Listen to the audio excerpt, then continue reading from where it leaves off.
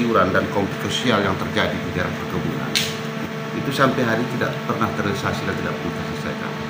Artinya kami dari anggota DPR cukup merasa kecewa atas sikap pemerintah yang selama ini. HGU yang sudah mati, yang berlebih dengan ukuran. Kita seharusnya Pemda Mandailing Natal segera melakukan pengukuran ulang. Komisi 2 melihat keadaan sekarang di Mandailing Natal ini memang sangat amburadul. Contohnya masalah pemerintahan di Mandailing Natal ini perlu perombakan ini semua ini. OPD-OPD ini harus diganti. Ya. Karena apa? Beberapa yang kami temukan di lapangan, contohnya masalah perkebunan, limbah, baik luas HGU, itu kan bersangkutan sama OPD semua yang mengeluarkan izin. Contohnya PT HKI lah dulu. Di situ kami temukan ada indikasi pencemaran lingkungan. Tapi setiap bulan datang ke sana lingkungan hidup. Jadi itulah makanya saya bilang tadi, saya harap kepada Bupati Mandailing Natal belajar dulu. Sudah kita rencanakan atau sudah direncanakan oleh pemerintah daerah melalui saudara Bupati, udah sejauh mana pengusulan IPR ini agar tidak nanti menjadi bumerang sendiri kepada masyarakat atau kepada pemerintah daerah. Yang saat ini kita ketahui bahwa tambahan ada beberapa laporan dari pegawai rumah sakit, ya, yang pada saat ini memang tidak sebutkan inisialnya, berkaitan dengan tambahan penghasilan pegawai yang semestinya diberlakukan pembayarannya di bulan 1 bulan Januari 2025 sampai hari ini. Para pegawai yang ada di Rumah Sakit Natal itu mengeluhkan TPP tadi belum mereka terima.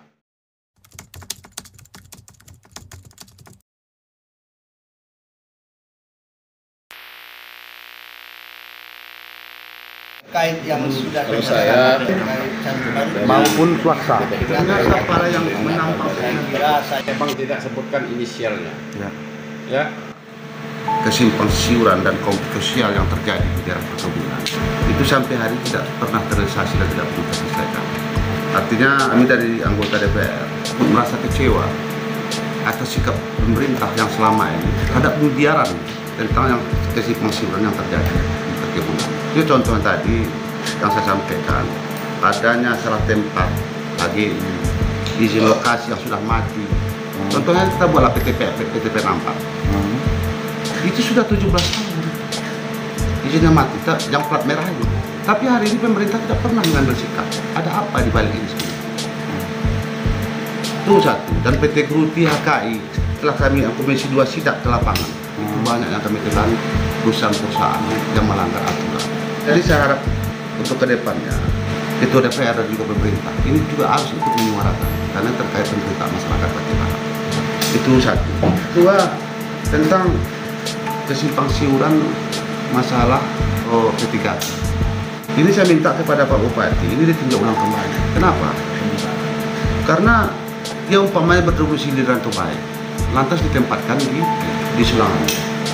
Nah, apa cukup gaji yang mereka mengajar di Sulang Alim ini dengan meninggalkan anak istrinya di kampung halaman dengan gaji 3 juta?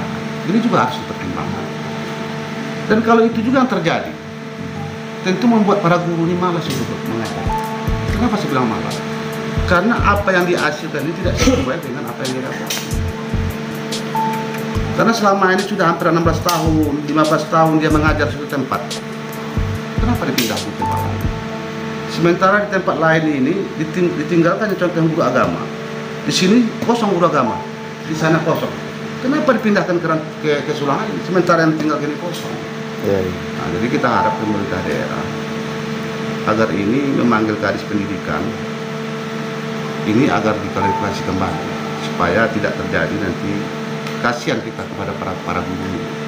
Artinya manfaat yang dia dapat dari gaji mereka itu tidak seimbang dengan dia meninggalkan kampung halaman. Itu yang kedua. Yang ketiga, persoalan tambang. Persoalan tambang, harapan saya sebagai sebagai anggota perwakilan rakyat, kami setuju tambang ini untuk kita, sangat setuju.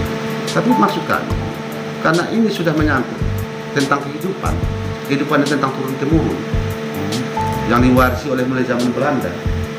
Maka pemerintah wajib dulu mencari solusinya bagaimana rakyat tambang ini, yang selama ini mereka menggantung kehidupan di situ. jangan otomatis langsung dihentikan. Ini kan akan menimbulkan kericuhan dan buat tidak nyamannya kondusifnya suatu daerah. Yang kedua tentang WPR yang lagi maraknya diurus oleh Pak Bupati kita hari ini. Yang ada kejanggalan di WPR ini, daerah-daerah yang berpotensi emas itu tidak masuk ke dalam wilayah WPR. Nah, untuk mengurus PR dari WPR yang sudah ditetapkan itu, ternyata para yang menampang situ nanti tidak ada potensi emas. Apa ini tidak merugikan pemerintah dan membuat sisalan bagi masyarakat penambang? Nah, itu yang saya ragu. Jadi kita harap kepada Pak Bupati untuk kembali ditinjau ulang atau diklarifikasi titik-titik yang diajukan ke Kementerian SDM ini, apa betul ada potensi emas atau tidak. Kalau pemerintah mau melalui dinas pertanian, melalui dinas koperasi, ini kan bisa ini dialihkan alih fungsi mata pikir masyarakat. Umpamanya melalui koperasi dibentuk macam-macam UMKM. UMKM ini memang dibina dan diberikan modal. Begitu juga dengan dinas pertanian.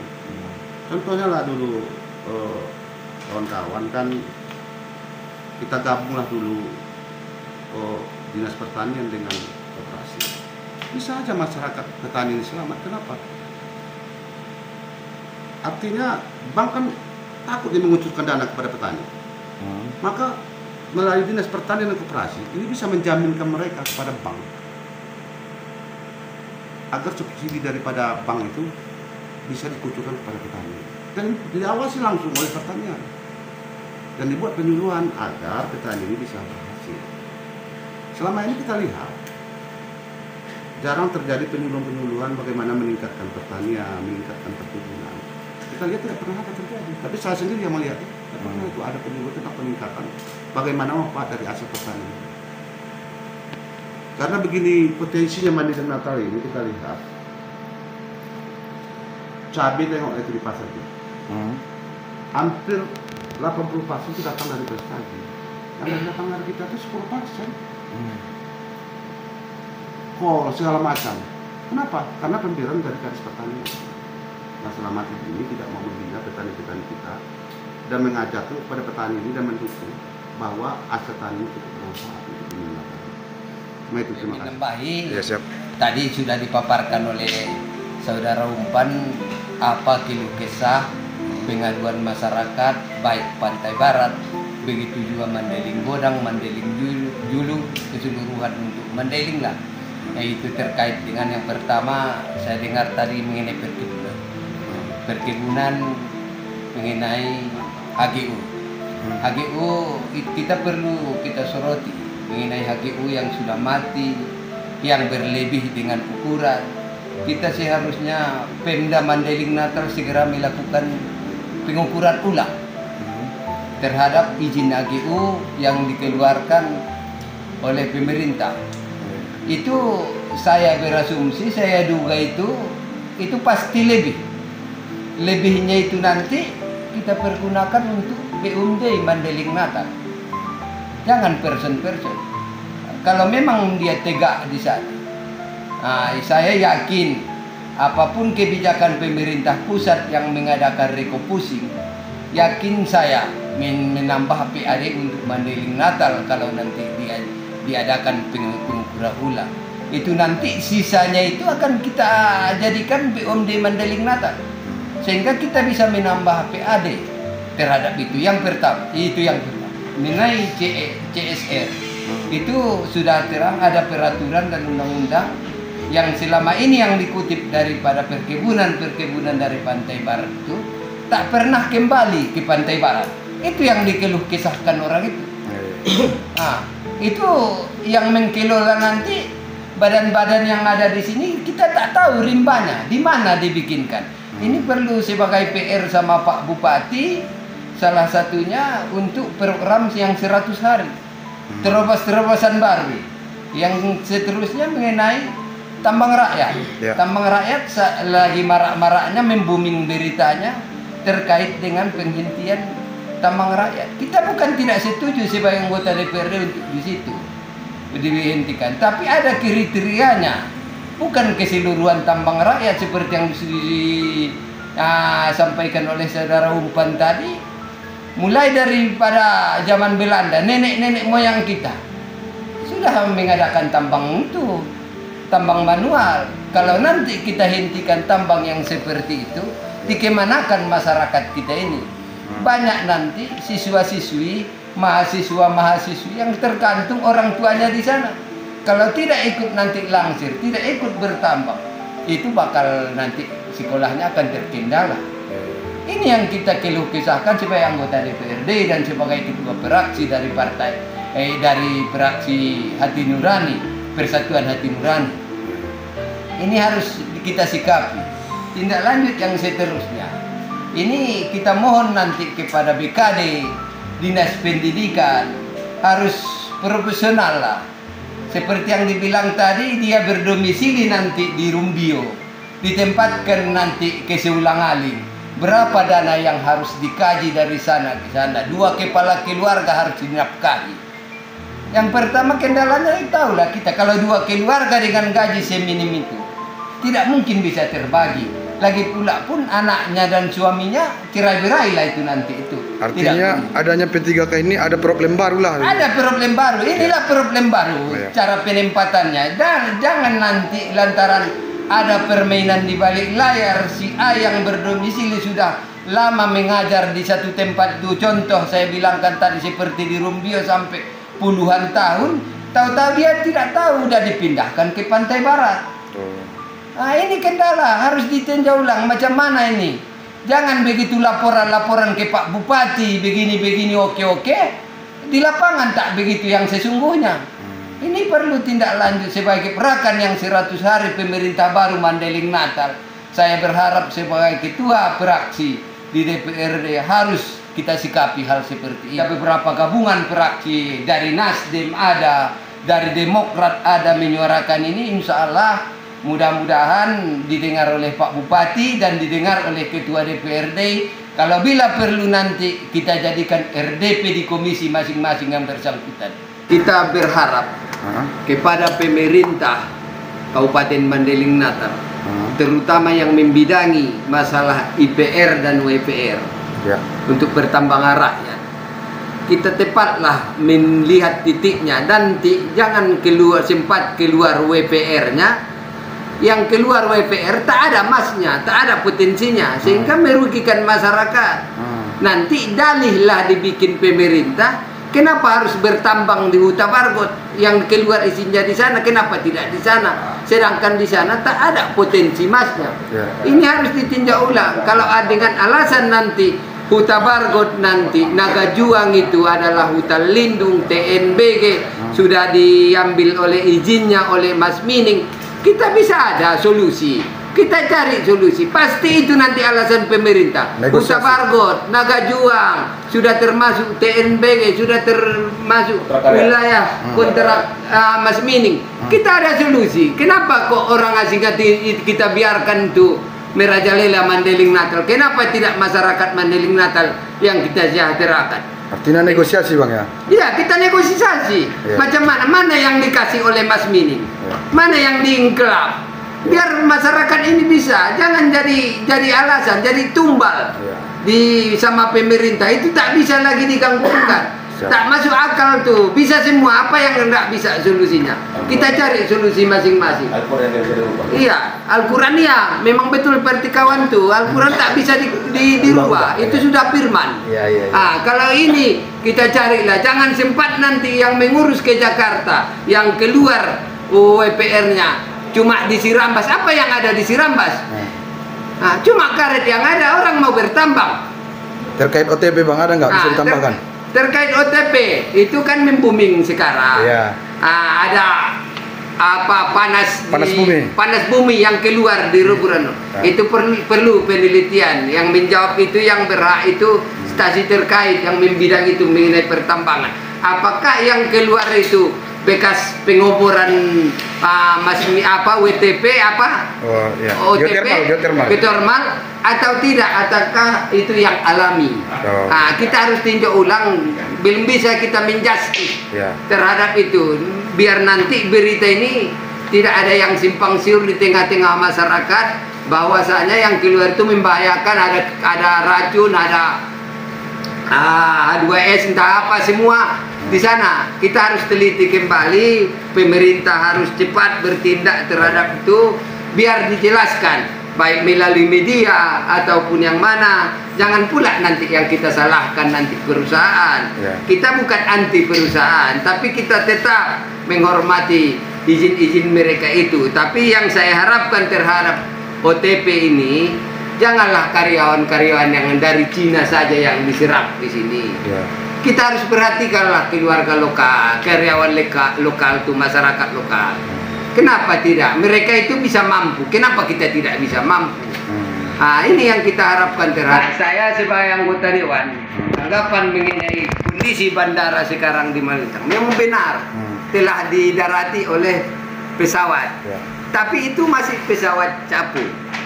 Kita sebagai bupati harus berpikir bagaimana nanti mencari solusi, bagaimana di sini bisa didarati oleh Boeing ataupun seperti yang di Sibulangit ataupun yang di Sibolga. Pesawat yang memiliki kapasitas lah. Iya, kapasitas 80 orang ke atas lah.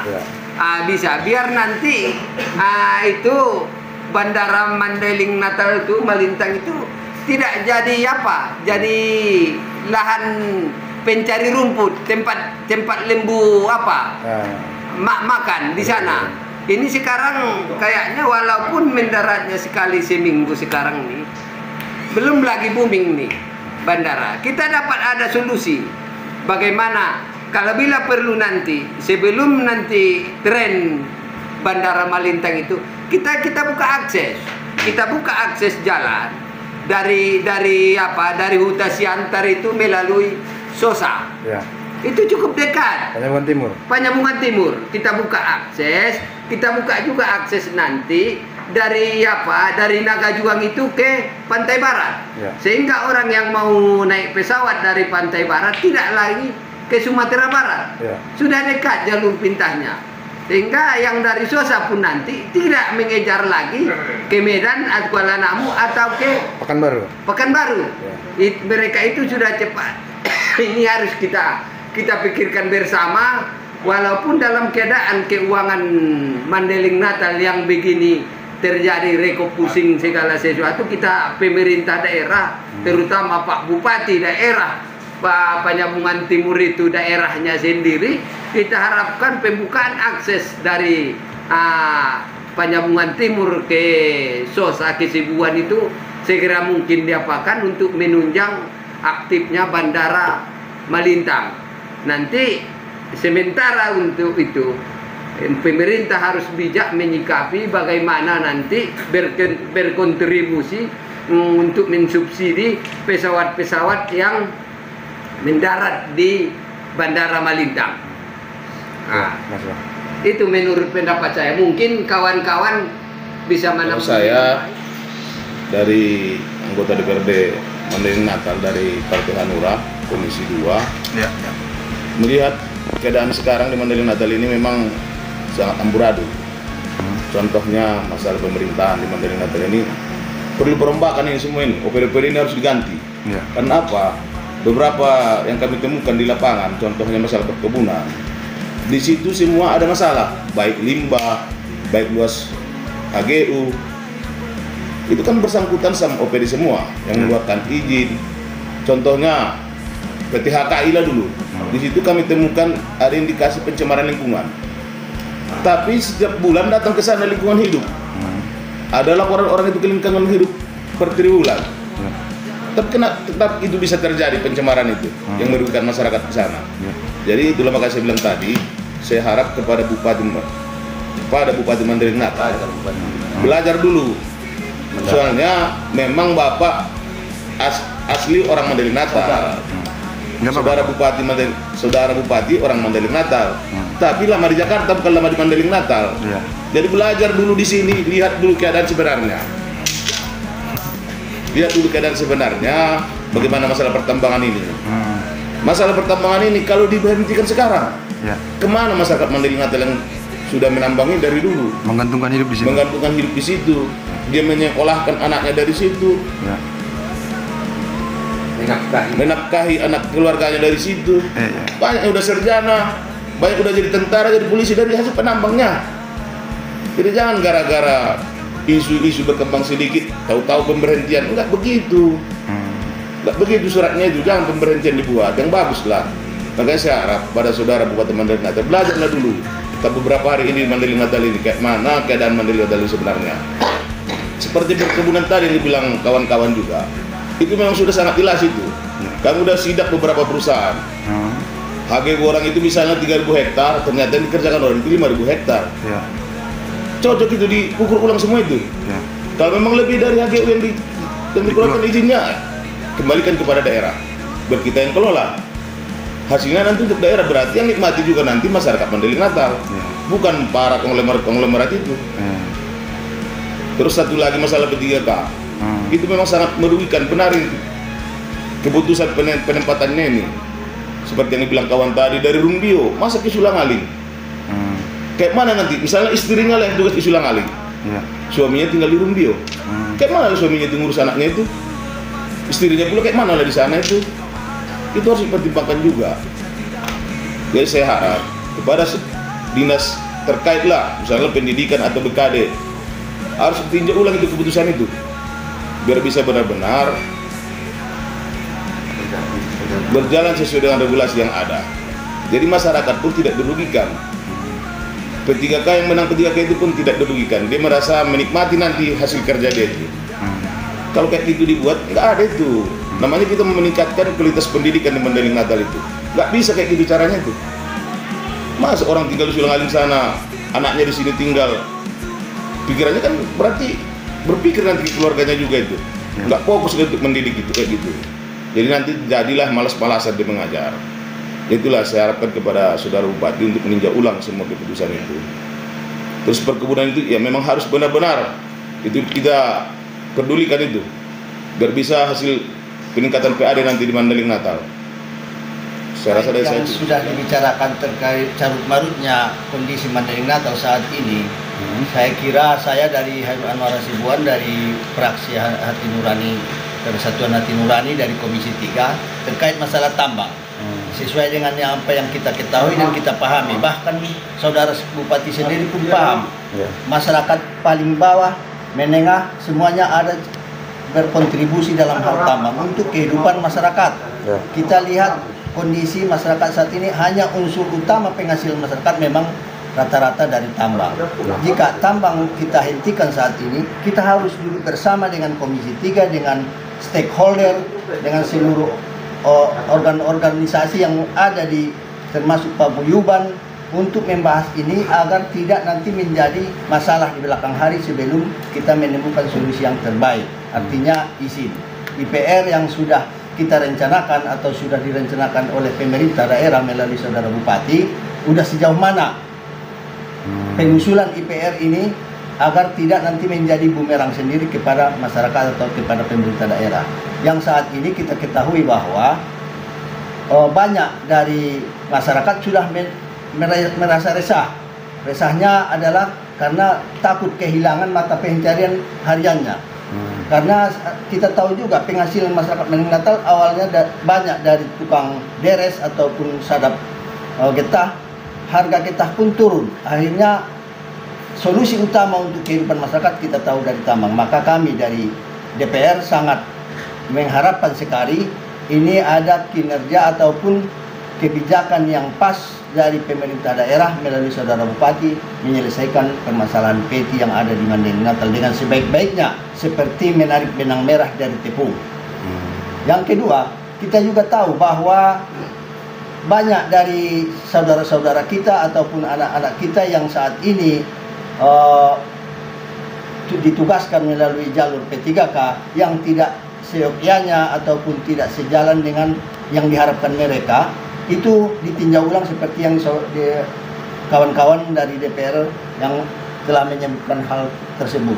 Dan kita harapkan nanti seluruhnya ini dapat terselesai dengan baik, bahkan harapan kita Bumi Ulang 9 Kabupaten Mandailing Natal semakin jaya. dan semakin maju ke depan. Itu harapan kami. Saya dari Partai Nasdem sebagai anggota DPRD Kabupaten Malang Natal, mewakili dari Dapil 4 Kabupaten Malang Natal yang pada saat ini berada di Komisi 2, memang kami satu pandangan terhadap apa yang sudah dikerjakan oleh pemerintah Kabupaten Malang Natal pada saat ini. Mungkin barangkali Adinda sudah banyak tahu, pertama penyiapan bangunan terhadap perkebunan. Mungkin saya sendiri sudah menyaksikan hal seperti itu. Dan tentu kita berharap terhadap Bupati Kabupaten Malang Natal agar menyelesaikan seluruh persoalan-persoalan yang terhadap perkebunan yang ada di Kota Barat. Dan begitu juga mungkin barangkali terhadap persoalan P3K, persoalan tambang, ya. Ini memang sebenarnya berharap juga terhadap Pak Bupati Kabupaten Malang Natal memang harus serius menyikapi persoalan-persoalan yang terjadi pada saat ini di Kabupaten Malang Natal. Nah, sedikit saya tambahi persoalan pertanyaan Adinda tadi, di mana persoalan CSR. Tentu kita berharap, ya, persoalan pembagian CSR tadi, ya, agar menyentuh terhadap masyarakat, ya, itu yang pertama. Dan begitu juga masuk kita persoalan kesehatan, ya, persoalan kesehatan. Mungkin barangkali saya melihat beberapa media pada saat ini, ya, dengan terjadinya kontroversi terhadap Rumah Sakit Natal, di mana direktur Rumah Sakit Natal, ya, ada 3 orang, dari salah satu pegawai Rumah Sakit Natal yang tidak diajukan SK perpanjangan. Ada apa? Sementara mereka di situ memang betul-betul bekerja, siap melayani masyarakat. Nah, ini sangat luar biasa. Tentu kita berharap juga terhadap Pak Bupati Malang Natal melakukan evaluasi terhadap kinerja Direktur Rumah Sakit Natal. Ditambah pada saat ini Rumah Sakit Natal tersebut itu belum bekerja sama dengan pihak BPJS. Ini sangat merugikan masyarakat pada umumnya.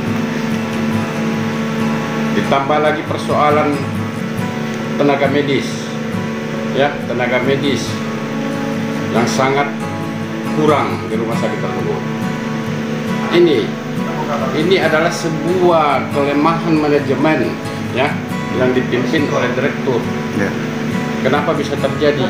Abang sudah mendapat, saya sebagai anggota DPRD Kabupaten Malang Natal, mewakili dari Dapil 4 sudah banyak dapat laporan dari masyarakat Kota Barat bahwa pada saat ini Rumah Sakit Natal tidak bisa menerima pasien terkecuali pasien darurat, ya, dengan alasan bahwa izin operasional Rumah Sakit Natal tersebut belum diperpanjang. Kan aneh. Semestinya kalau manajemen Rumah Sakit Natal itu sendiri bagus, sebulan sebelum berakhir masa operasional, ya, Rumah Sakit Natal semestinya sudah diajukan. Jangan setelah mati baru diajukan. Tentu terjadi kendala persoalan pelayanan kesehatan masyarakat di wilayah Kota Barat. Ini sangat kita sesalkan. Tentu kita berharap kepada Bupati Malang Natal agar secepatnya melakukan evaluasi serta mengganti Direktur Rumah Sakit Natal tersebut. Ada nggak kaitannya ini dengan Kadis Kesehatan, Bang? Sudah pasti. Ya. Sudah pasti ada kaitan dengan Kadis Kesehatan. Karena Direktur Rumah Sakit Natal itu di bawah naungan Dinas Kesehatan Kabupaten Malang Natal. Ini sebuah kelemahan terhadap Kadis Kesehatan Kabupaten Malang Natal. Dan bila perlu, mungkin barangkali Pak Bupati seluruhnya harus dievaluasi.